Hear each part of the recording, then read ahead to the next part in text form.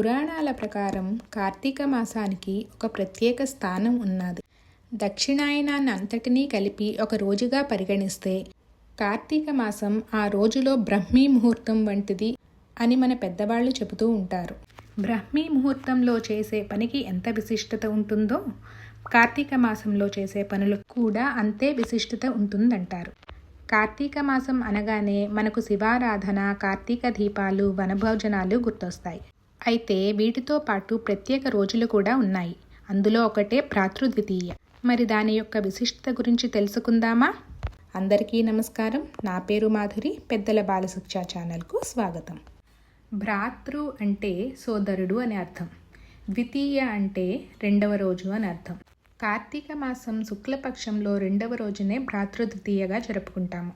దీనినే యమద్వితీయ లేక భగినీ హస్త భోజనం అని కూడా అంటారు. భగిని అంటే సోదరి అని అర్థం. భగినీ హస్త భోజనం అంటే సోదరి తన చేతులతో పెట్టే భోజనాన్నే భగినీ హస్త భోజనం అని చెప్పి అంటారు. మరి దీనిని జరుపుకోవటానికి వెనకాల ఉన్న కథను గురించి తెలుసుకుందామా? యమలోకానికి అధిపతి అయిన యమధర్మరాజు, యమునాదేవి, అదే యమునా నది సోదరి సోదరులంట. వీరు సూర్యునికి, శరణ్యోదేవికి పుట్టిన సంతానము.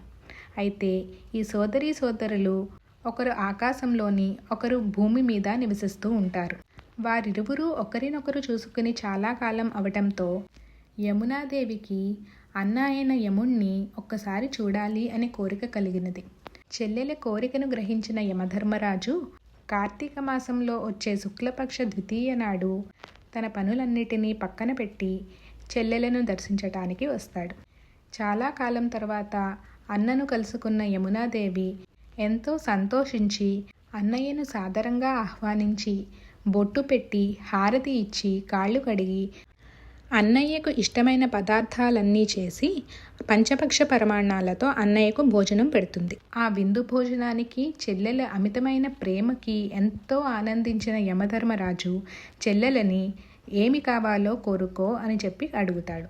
అంతటా యమునాదేవి తన కోసం కాకుండా మన అందరికీ ఉపయోగపడేలాగా కార్తీక మాసంలో వచ్చే శుక్లపక్ష ద్వితీయ నాడు ఏ సోదరుడు తన సోదరి వద్దకు వెళ్ళి భోజనం చేస్తాడో అతనికి అకాల మరణదోషం తప్పించి ఆరోగ్యము, ఐశ్వర్యము కలిగించాలి అని చెప్పి కోరుకుంటుంది.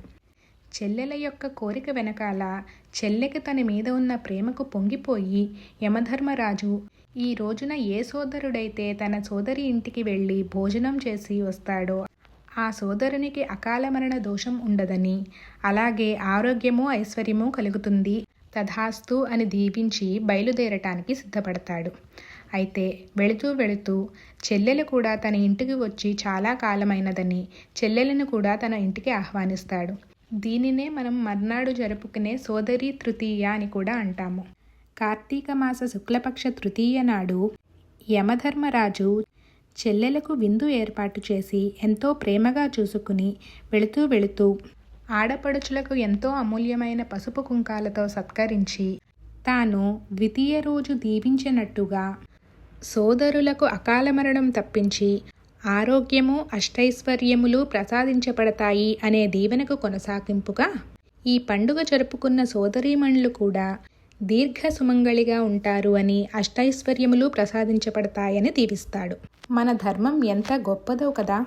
ఒక పూజ చేస్తేనో, యజ్ఞం చేస్తేనో, యాగం చేస్తేనే కాదు, కేవలం మన తోబుట్టువులను ప్రేమగా చూసుకుని ప్రేమతో వారికి భోజనం పెడితే కూడా మనకి ఆరోగ్యము, సంపద కలుగుతుంది అని చెబుతున్నది. బంధుత్వాలను నిలుపుకోవడం ఎంత అవసరమో చెబుతున్నది. మరి అవకాశం ఉన్నంత వరకు కార్తీక మాసంలో వచ్చే శుక్లపక్ష ద్వితీయ రోజున సోదరులను తప్పకుండా ఆహ్వానించి వారికి భోజనం పెట్టి వారి ప్రేమ, ఆశీర్వాదం అందరూ అందుకోవాలని కోరుకుంటూ ఇటువంటి మరెన్నో విషయాలను రాబోయే వీడియోలో మీ ముందుకు తీసుకువస్తామని తెలియజేస్తున్నాం. మరి మా వీడియోలు మీ వరకు చేరాలి అంటే మా పెద్దల బాలశిక్ష ఛానల్కు తప్పకుండా సబ్స్క్రైబ్ చేసుకుంటారని ఆశిస్తూ సెలవు. నమస్కారం.